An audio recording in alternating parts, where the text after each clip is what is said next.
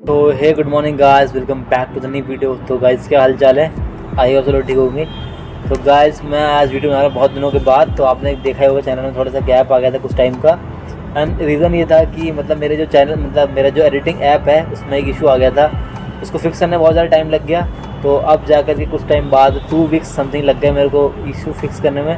दिक्कत ये आई कि मेरे को पता नहीं चला था कि इशू एक्चुअली है क्या। अगर मैं इशू आइडेंटिफाई कर पाता तो जल्दी सही कर पाता, बट मैं बहुत ज़्यादा स्टक हो गया था कि प्रॉब्लम क्या आ रही है। मैंने बहुत तरीके से वीडियो एडिट करी, अलग तरीके से मैंने उसको बहुत सारे फॉर्मेट्स में एडिट करा, अलग अलग मैंने क्वालिटीज़ में मैंने एक्सपोर्ट करने की सोची।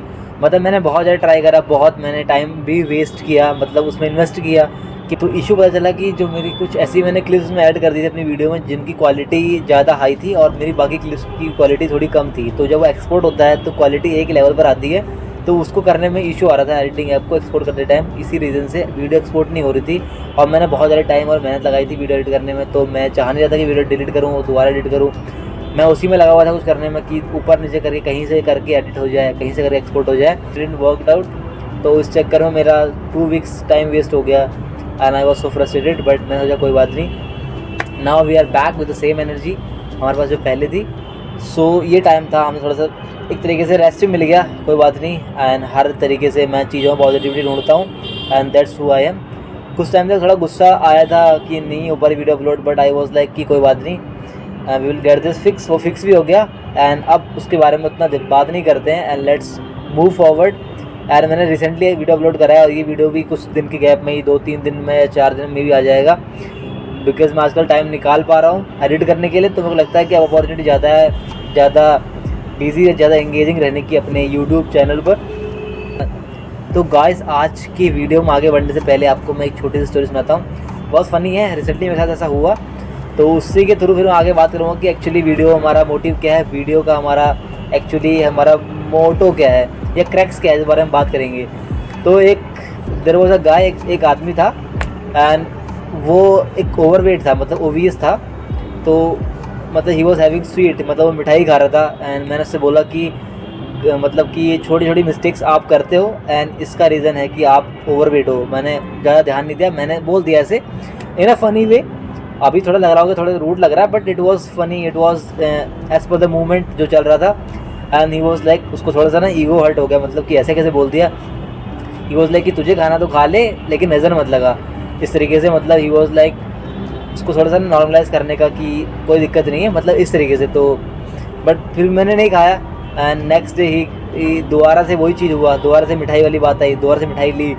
फिर he saw me at that right movement and he told me कि तूने कल देखा तो नज़र लग गई, फिर मेरा अभी तक पेट साफ़ नहीं हुआ है। एंड उसने दोबारा वो मिठाई खा ली। तो आपको मतलब समझ आया पूरी बात का कि क्या हुआ, पूरी प्रोसेस में क्या हुआ।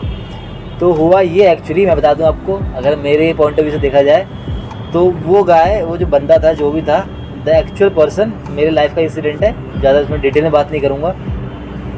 तो उस बंदे को वो खानी थी, तो वो एक्सक्यूज़ चाहिए खाने के लिए या खाते रहने के लिए, या कोई बोले ना, क्योंकि बोलता है तो एक बार को लगता है इंसान को शायद कुछ गलत है, बट उसको वो वाला फीलिंग लेना ही नहीं है। उसको सिर्फ प्लेजर लेना है उस मिठास का, वो मीठेपन का, या फिर किसी भी अच्छी चीज़ का जो कि आपको लॉन्ग टर्म में हार्म करती है। तो आपको कोई एक बहाना चाहिए उसको खाने का, आपको कुछ भी करने का।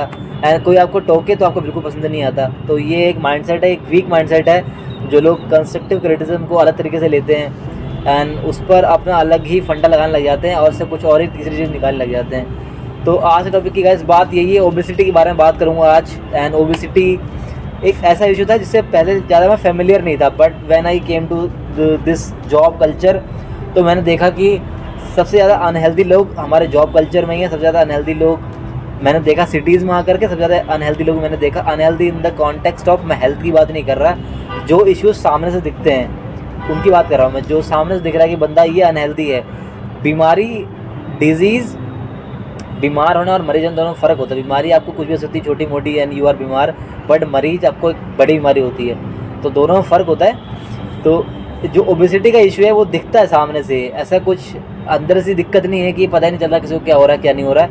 एंड इसकी खास बात यह है कि हमारे सामने दिख रहा है कि मेरे को दिक्कत हो रही है, हमें सिम्टम्स की ज़रूरत भी नहीं है क्योंकि मैं देख पा रहा हूँ खुद को, मैं फील कर पा रहा हूँ, बट स्टिल मैं कुछ भी नहीं कर रहा। तो ये मेरी वीकनेस है।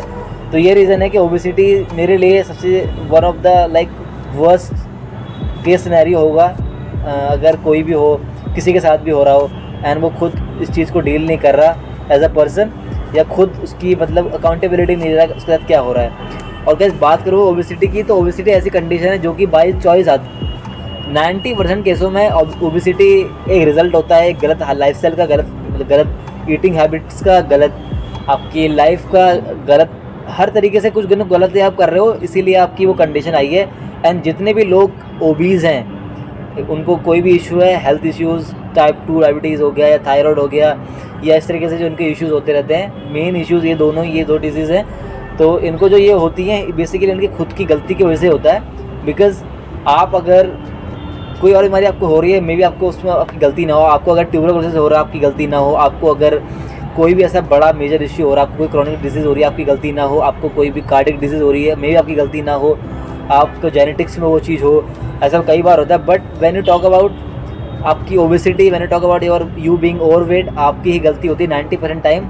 एंड 10% टाइम ही ऐसा होता है कि किसी और की गलती की वजह से, या फिर मे बी जेनेटिक रीजंस की वजह से, या फिर किसी थर्ड बीमारी की वजह से आप एज अ आउटपुट या फिर as a outcome, third outcome आप ओबीज़ हो गए।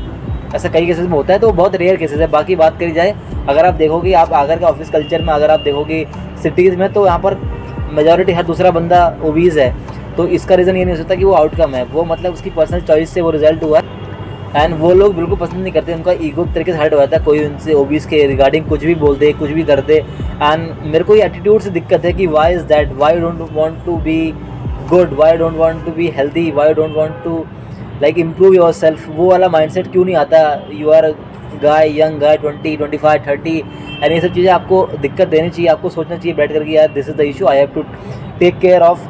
तो वो माइंडसेट लोगों के अंदर नहीं आता। तो मैं जितने भी मेरे आसपास के लोग होते हैं, मैं सबसे पहले उनको बोलता हूँ कि यार दिस इज़ द इशू, ये बढ़ रहा है, तो प्लीज़ टेक केयर ऑफ।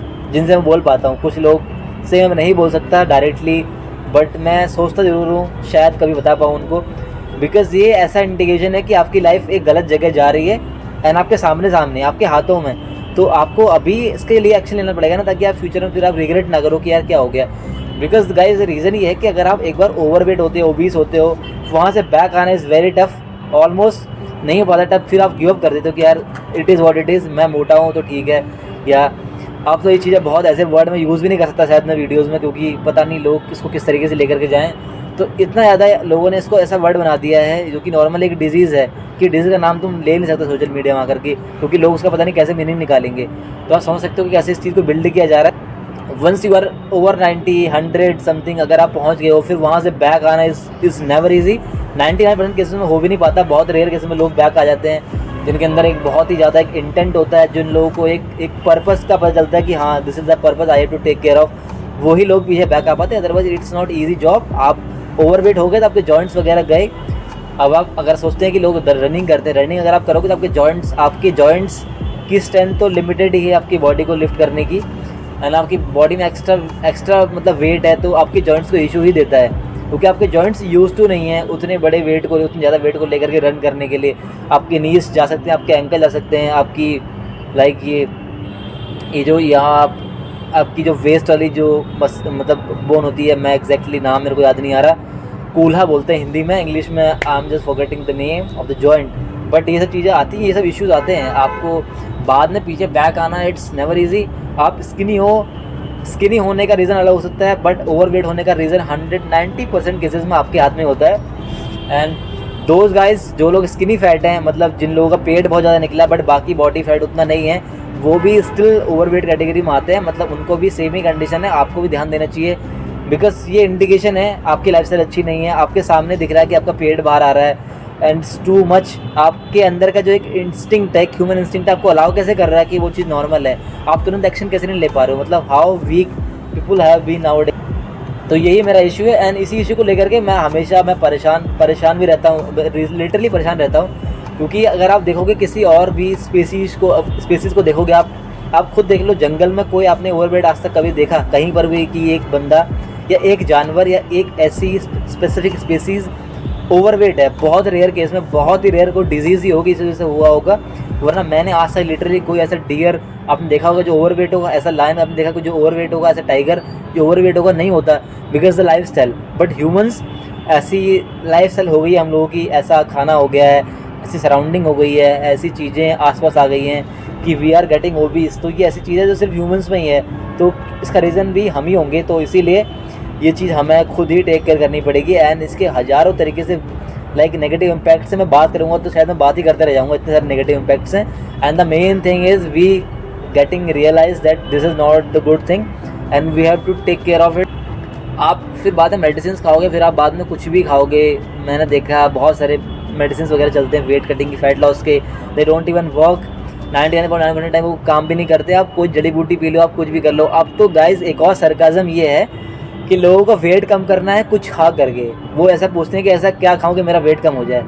मतलब अंडरस्टैंड करो पॉइंट में कहना चाह रहा हूँ, कुछ खा कर ही वेट कम करना है। मतलब वेट कम करने के लिए कुछ खाना ही है।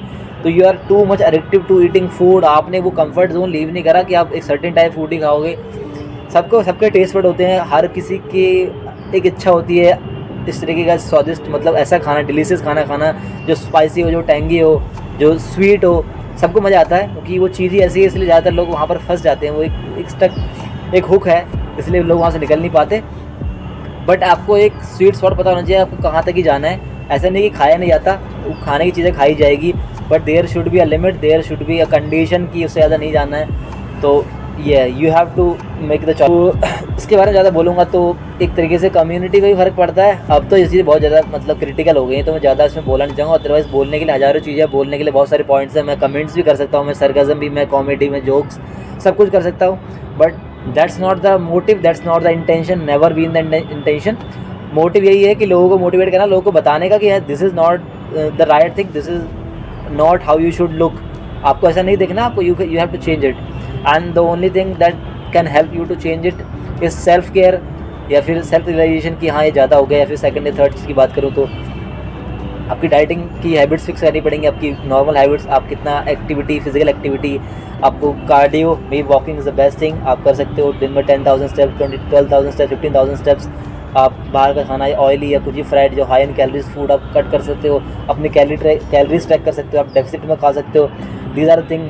एक strength training, weight training the best thing ऊपर टॉप पर आपका मेटाबॉलिज्म बर्न करने के लिए। एंड ये कुछ चीज़ें आप इसकी हेल्प से ये सब चीज़ें कर सकते हो। इतना टफ कभी नहीं होता। And the sooner you realize the better it would be for you, क्योंकि जितनी जल्दी आप हो सकोगे उतनी रियलाइज करोगे तो उतनी जल्दी आप वहाँ से बैक आ पाओगे। अदरवाइज जितना ज़्यादा टाइम उसमें आप फंसते जाओगे, मतलब तरीके दलदल है, फंसते जाते हो।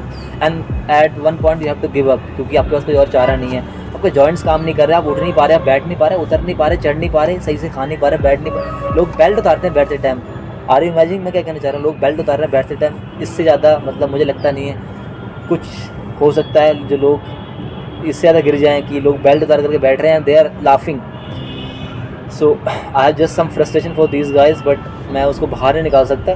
तो these are the boundaries that I have to take care of. तो फिलहाल गाइज चलते हैं जिम में, and we will make sure कि हमारे आसपास के लोग, जो मेरे फ्रेंड सर्कल में लोग हैं या फिर जो मैं हूँ या मेरी फैमिली में है, they will never get obese. I will take the responsibility, because यही चीज़ सीखी है। तो अगर आप अपने आसपास इसको इम्प्लीमेंट नहीं कर पाए तो what is the value of it? तो you have to take care of your stakeholders, your surroundings also, that they are not being impacted by all these things. So you have to motivate them, you have to just make them aware कि ये भी चीज़ें होती हैं। तो या that was solid points I made. फिलहाल चलते हैं जिम में, एंड आज है हमारा बाइसेप डे, तो let's pump them, let's go.